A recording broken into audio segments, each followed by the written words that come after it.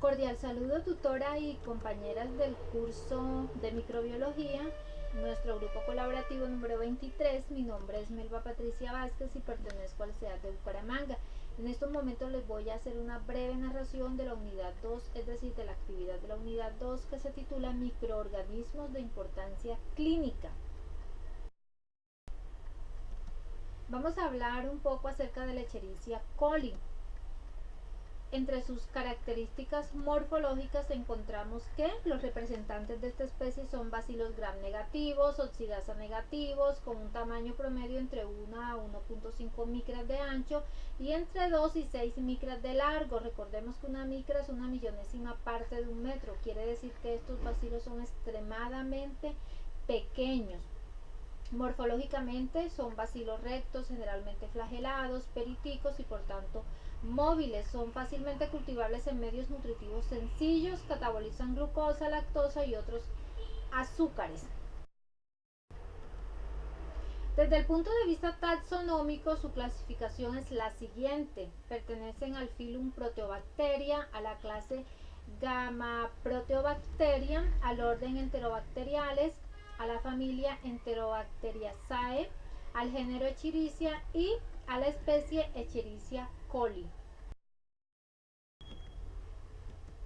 Entre ellas, pues, se puede observar el porcentaje de positividad cuando son sometidas a pruebas bioquímicas, por ejemplo, la de la oxidasa, producción de indol, rojo de metilo, citrato de Simons, hidrólisis, etc. O sea, el cuadro nos muestra el porcentaje eh, de, de positividad si se someten a las características bioquímicas. El hábitat. ¿En dónde podemos encontrar la Escherichia coli? La Escherichia coli se puede encontrar en muchas áreas. En primer lugar, existen ambientes contaminados con materia fecal como agua, sedimentos y lodo. Y en segundo lugar, habita dentro de nosotros mismos, es decir, es predominante en el tracto gastrointestinal de los humanos y de otros animales de sangre. Las patologías asociadas a esta enterobacteria, pues podemos decir que los distintos serotipos pueden producir diarrea por diversos mecanismos, ya que pues poseen distintos factores de virulencia. Actualmente se han dividido en varios grupos, ¿sí? Dependiendo de su mecanismo de patogenicidad y del cuadro clínico. Las podemos resumir de la siguiente manera. Por ejemplo, está las patologías que producen la Escherichia coli enterohemorrágica. Dice que puede provocar diarrea acuosa o diarrea sanguinolenta, de allí su nombre, ¿no?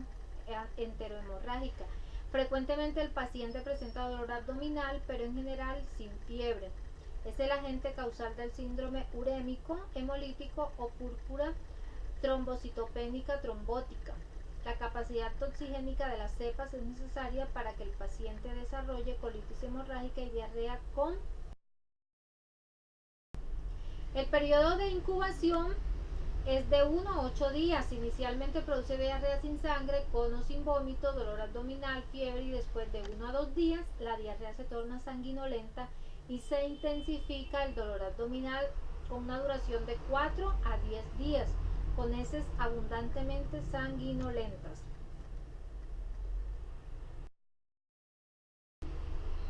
La Escherichia coli enteropatógena, el cuadro clínico de este tipo de bacteria se manifiesta con diarrea aguda, la cual puede ser leve o grave, con vómito, fiebre baja, mala absorción, puede ocasionar brotes o casos aislados de diarrea. Los más afectados son los niños menores de 6 meses y los de 2 años. También puede aislarse en adultos enfermos, sobre todo cuando hay un factor predisponente como la diabetes. La forma de transmisión de la enfermedad es fecal oral, es decir, por manos contaminadas, de personas que manipulan alimentos. Los reservorios de PEC pueden ser niños y adultos con o sin síntomas. La Escherichia coli enteroinvasora, esta se caracteriza por síntomas como diarrea acuosa con sangre y moco, pero en algunos casos solo presentan diarrea. Esta en ocasiones es indiferenciable de la que produce la ETEC, ¿sí? Las cepas de la coli enteroinvasoras se asocian más con brotes que con casos aislados en los cuales la transmisión puede ser de persona a persona por ingestión de alimentos y agua contaminada, convirtiéndose en un patógeno importante en niños mayores de 6 meses. La Escherichia coli enterotoxigénica se presenta más que todo en los niños de edad escolar y en adultos puede ser asintomática y poco frecuente o producir la diarrea del viajero. La enfermedad tiene un periodo de incubación de 14 a 50 horas. El cuadro clínico se caracteriza por diarrea aguda, generalmente sin sangre, sin moco, sin pus y en pocos casos se presenta fiebre y vómito. Esta diarrea puede ser leve, breve y autolimitada, pero también puede ser grave en algunos casos. El mecanismo de transmisión, ¿cuál es? Bueno, la Escherichia coli se coloniza en el intestino del hombre, pues ya lo sabemos, pocas horas después del nacimiento y se le considera un microorganismo de la flora normal. Pero hay cepas que pueden ser patógenas y causar daño produciendo diferentes cuadros clínicos, entre ellos la diarrea, ¿sí? Algunas de estas cepas de la Escherichia coli están asociadas con gastroenteritis y diarrea humana y la infección se produce principalmente a través de la vía fecal oral. De acuerdo pues al tipo de cepa, los mecanismos de transmisión, por ejemplo, de la enterotoxigénica puede ser la contaminación fecal de agua y alimentos, pues es la principal fuente de infección, ¿sí? De la enterohemorrágica puede ser la ingestión de carne cruda o mal cocida. De la enteroinvasora, las cepas se asocian más con brotes que con casos aislados en los cuales la transmisión puede ser de persona a persona por ingestión de alimentos y agua contaminada, convirtiéndose en un patógeno importante en niños mayores de 6 años. Y la Escherichia coli enteropatógena puede aislarse en adultos enfermos y sanos, principalmente cuando hay un factor predisponente como diabetes. La forma de transmisión de la enfermedad es fecal oral, también por manos contaminadas de manipuladores de alimentos. Y pues los reservorios ya lo habíamos mencionado, que pueden ser niños y adultos con o sin. Alimentos a considerar: debemos pues considerar ciertos alimentos como posibles focos de infección de este tipo de enterobacteria. Según un artículo publicado por el ICA el 28 de febrero de 2003, existen diversos alimentos asociados a las toxinfecciones de Escherichia coli, pero la fuente más frecuente es la carne de vacuno y los productos cárnicos de vacuno, por ejemplo las hamburguesas, carnes picadas, perros calientes, etc., que hayan sido poco cocinados, así como la leche cruda sin pasteurizar y los productos elaborados con ella, el queso, la nata, el suero costeño, etc. Las frutas y verduras lavadas o regadas con agua contaminada también pueden ser transmisoras de la bacteria. Asimismo, el pescado y los moluscos pueden estar contaminados si el agua en el que se encuentran está contaminada con E. coli. También los alimentos cocinados listos para el consumo pueden estar contaminados por E. coli por contaminación cruzada con materia prima contaminada. Es decir, que no solamente son los alimentos ya predispuestos, sino cuando tenemos contaminación cruzada en nuestras neveras, ¿sí? Guardamos cierto tipo de alimentos que no se pueden mezclar con otros y pues puede allí presentarse un reservorio de esta enterobacteria.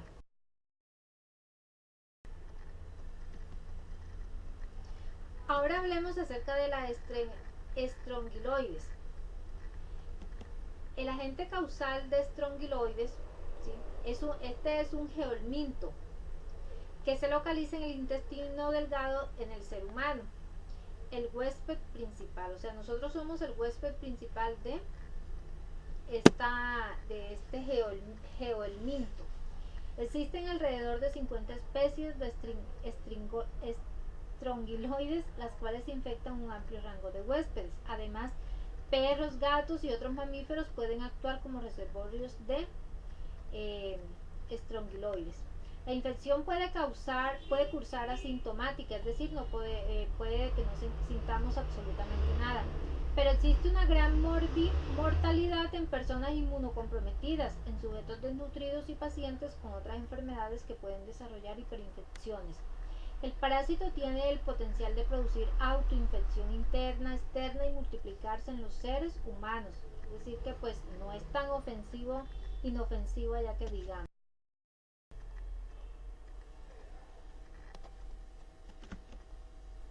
Vamos a ver las características de este geohelminto, ¿sí?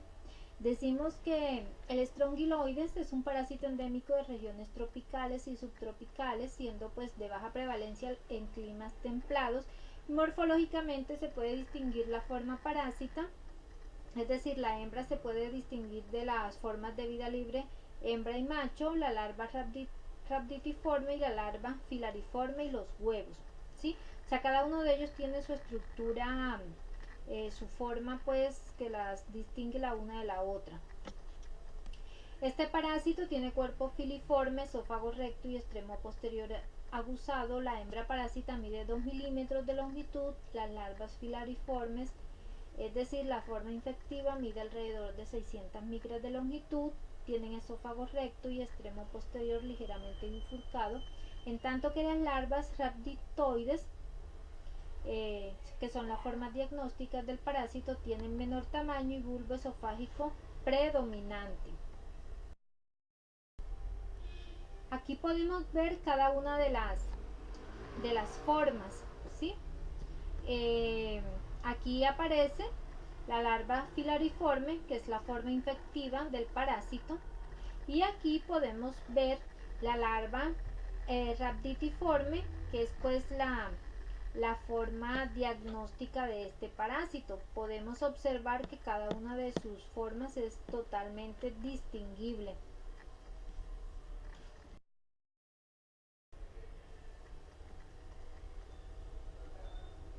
El ciclo de vida del geohelminto lo vamos a explicar en 10 pasos, ¿sí? Este es un dibujo tomado de la página web de los CDC de Estados Unidos, y en el manual de Merck encontramos pues cada uno de los pasos a seguir de este parásito pues que cumple su ciclo de vida. En el primer paso comienza aquí. Las larvas rhabditiformes son excretadas hacia el suelo pues con la materia fecal. ¿Sí? Aquí las larvas fueron expulsadas a través de la materia fecal. Pasa al segundo paso, y es que estas mismas larvas rhabditiformes pueden vivir libremente como adultos o volverse larvas filariformes infecciosas que penetran en la piel del ser humano. Aquí podemos ver su forma macho, su forma hembra. ¿Sí? Cada una de ellas es distinguible, como lo veíamos en una diapositiva anterior.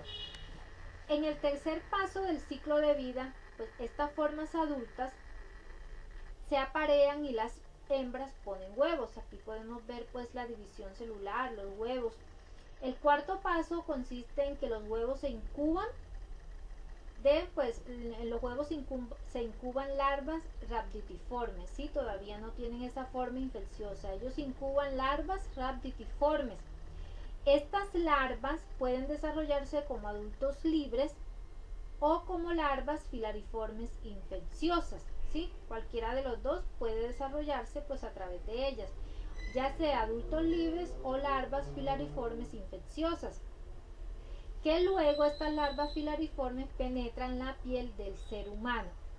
Las larvas migran por el torrente sanguíneo hacia los pulmones, ¿sí? Atraviesan los capilares pulmonares, ascienden por el árbol bronquial hacia la faringe, son deglutidas y alcanzan el intestino delgado, donde maduran. Aquí maduran. En el intestino delgado las hembras adultas producen huevos, es decir, otra vez vuelven a producir los huevos, ¿sí? Acá en nuestro intestino delgado. Los huevos dan origen a larvas rhabditiformes. La mayoría de las larvas son excretadas en la materia fecal, es decir, nuevamente empieza su reproducción. Los huevos dan origen a larvas rhabditiformes. La mayoría de las larvas son excretadas en la materia fecal. Algunas larvas se convierten en filariformes en el intestino grueso, penetran la piel intestinal, ¿sí? Es decir, que producen una autoinfección interna, o pueden penetrar la piel perianal, produciendo una autoinfección externa, y pues así sucesivamente vuelven y empiezan nuevamente su ciclo, siguen el ciclo infeccioso normal. Pues, resumiéndolo en esos 10 pasos, según el manual de Merck, ese ciclo de vida que cumple este geohelminto. Esta fue toda las referencias bibliográficas consultadas para esta presentación. Pues les agradezco eh, por su atención, y pues espero que nos haya quedado cada uno de estos temas, de estos aspectos bastante claros. Bueno, que pasen una feliz tarde.